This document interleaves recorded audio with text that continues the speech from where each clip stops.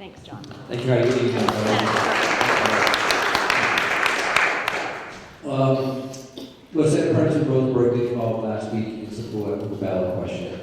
Early on, as it was apparent that this ballot question was going to actually be on the ballot and that there were some concerns about it, the Senate President put together a task force, a special Senate committee, and asked us to basically look at all the issues relating to the legalization of marijuana.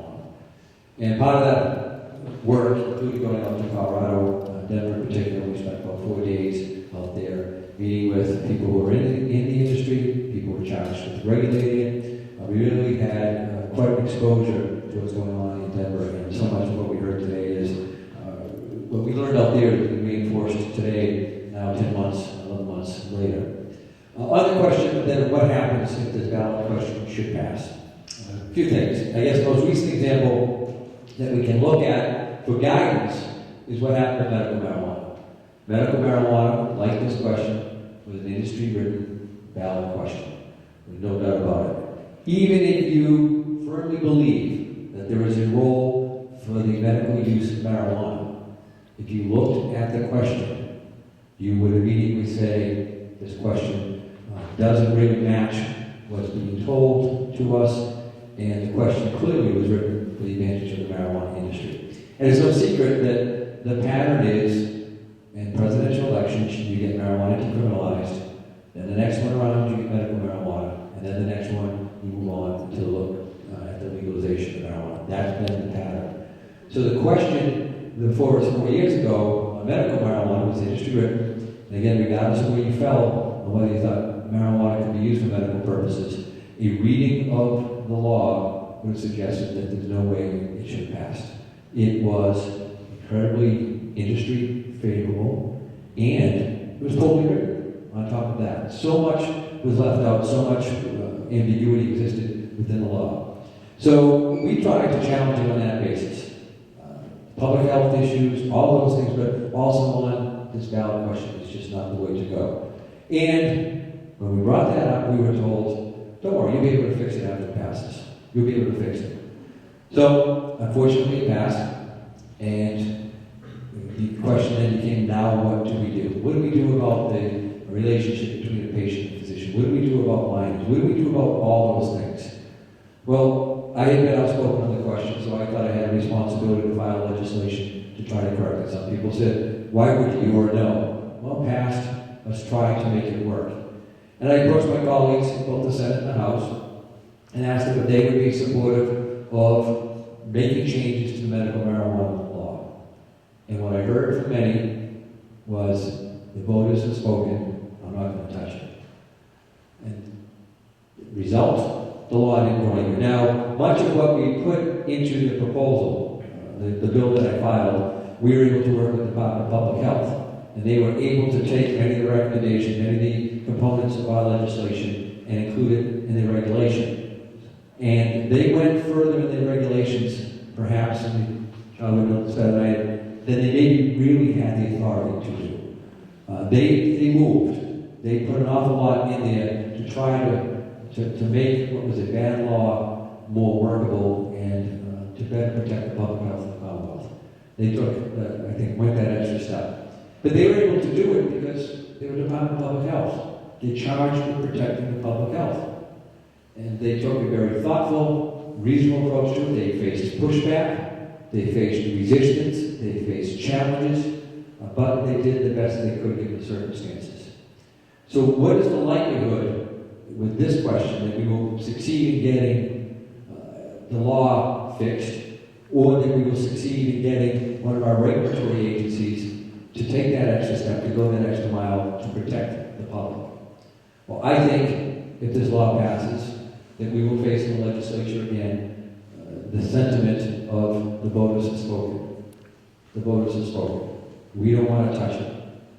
Now add to that the enormous influence of the lobby that will occur once this ballot question passes and once the legislature entertains changing it. Immediately we will hear from the marijuana lobby. You can't do that. It's going to end up in litigation. The people have spoken. You have no proof. The science isn't there. it will be an attack from all sides. And you can't be naive to think that they also won't throw around money to other lobbyists, some more established state house lobbyists, get them involved. And you can't be naive enough to think that they're not going to make campaign contributions. Maybe not directly, but the industry will hire a lobbying group, they may hire a lobbying group that is familiar with the legislature, and that lobbying group may contribute to legislators. And nobody will be the wiser, so they think. So we have to expect that that will happen. Now, we will make an effort, I'm sure, if it passes. We will face resistance. Legislators will say, don't touch it. So then we'll say, well, on the medical side, we learned that we could go to DPH. Now, the entity that's charged with this, and John touched on, the entity that's charged with basically implementing and regulating the marijuana program is the Cannabis Control Commission. 3 members, guided by the 15-member board, advisory board, that 9 out of the 15 have to be from the industry. What is the likelihood that a legislator or legislators will have success in asking that agency to modify by regulation what was, or better explain by regulation, or better protect by regulation, anything that wasn't in the law, or that they would come out in favor of the public health where the law was ambiguous? I don't think they'll do it. So I'm fearful that if the question passes, despite best intentions, that we will be stuck with it. Take the issue of taxes. We was touched on earlier. The effective tax rate in Colorado between the tax and then the licensing fees is 29%. Our rate, state tax, is a sales tax plus a marijuana excise tax for a total of 10%. So we're going to get about a third of the revenue that Colorado gets. And if they're at $105 to $115 million, we're going to be $30 to $40 million at best. And that's after we ramp up. So what will that leave us? Well, Colorado spent $35.3 million regulating the industry. So we'll collect a third of the revenue that Colorado gets, and we'll have the same regulatory cost, roughly the same size as far as the population. So we're going to have to spend $30 to $35 million regulating the industry. There won't be schools, there won't be roads, there won't be bridges. There won't be any money left at all after we try to put a regulatory framework in place. And I can suggest to you, based on what I learned in Colorado, that regulatory framework that we first undertake will be expensive, and it will not adequately and appropriately regulate marijuana. So you look at that issue, then tax revenue. Recently, the Speaker of the House came out and said, well, look at the taxes. And he's opposed to the question. He said, well, we'll have to look at the taxes. But the context in the legislature, and the State House, is no taxes. Massachusetts faces a revenue crisis right now. You look at the economy, things are booming in Massachusetts. Unemployment is under 4%, people are working, we're collecting payroll taxes, and yet we do not have the revenue that we need in the Commonwealth. Any revenue that we get is mostly eaten up by increasing our health care costs. So we have budgets, libraries, roads, bridges. You go across our state budget, all the budgets within it, most of the budgets within it, except for the health, are barely at their 2008 levels. We're not meeting our needs. We're not appropriately funding education. Quick aside, question 2 on China schools. You can see the commercials. It takes money away from traditional public schools. No, there's more money being spent overall for public education. Well, there's a formula that's supposed to be followed. That if a child leaves a traditional public school and goes to a charter school, 225% of the cost of educating that child goes back to the traditional public schools. That's not happening because we're not funding it. So public education, we're not funding. Higher education, we're not funding. We're seeing increases in all our higher education costs. Behavioral health, we are starving for resources and trying to provide treatment beds for substance use disorder and for mental health, people who struggle with mental health issues. We're not meeting any of those demands. And so you look at that, and with all that happening, we still, the state government, the governor has taken a position, we don't have a revenue problem, we have a spending problem.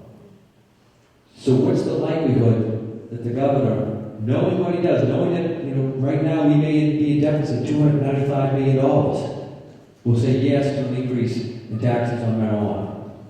What's the chance that the speaker, who has resisted at most turns revenue proposals, that automatically he will say yes, let's go out and increase taxes on marijuana? Because the minute they utter those words, taxes, you're not only going to have the pro-marijuana groups coming at the legislature and the governor saying, don't tax it any higher than what it is, you're going to have the anti-tax people coming forward and saying, here they go again, they pass a law, look, don't you know it? First thing they want to do is raise taxes on it.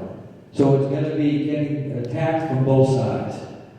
So I don't really hold up much hope that the legislature will even approach the tax issue as it should. So the history has shown that when ballot questions pass, the legislature resists efforts to change it because the voters have spoken. And that is a general sense. What every legislator will do, and I can tell you this, I'm in the business of politics. When a legislator is asked, will you co-sponsor a bill to change the marijuana law? Will you co-sponsor a bill to increase the tax rate on marijuana? That legislator is going to look at the votes in the legislative district. How did my district vote?